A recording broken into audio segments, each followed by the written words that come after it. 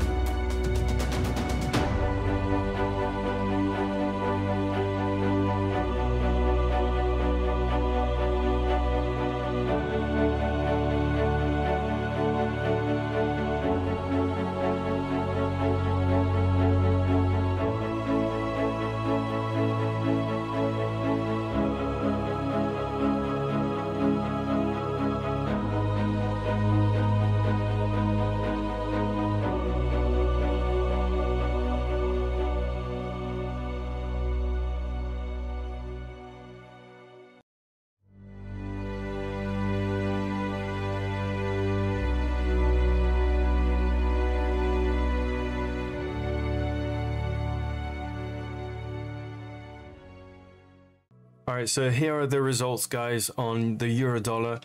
So we had a maximum drawdown of 14%. We were risking 5% of the account per trade with a minimum of 1 to 2 risk to reward ratio. We had 58 wins, 39 losses, and 3 trades that ended up being break even. And we had a maximum of 4 wins in a row and a maximum of 3 losses in a row. So that gives us a win rate of 59% over almost 20 years. So that's a total profit of 1,106.2%. So if you would have started with $10,000, you would have ended up with $110,623. So this strategy is extremely profitable, especially because of the fact that we're using a rolling stop loss with some risk management measures. As you can see on the chart, the red columns are the drawdowns.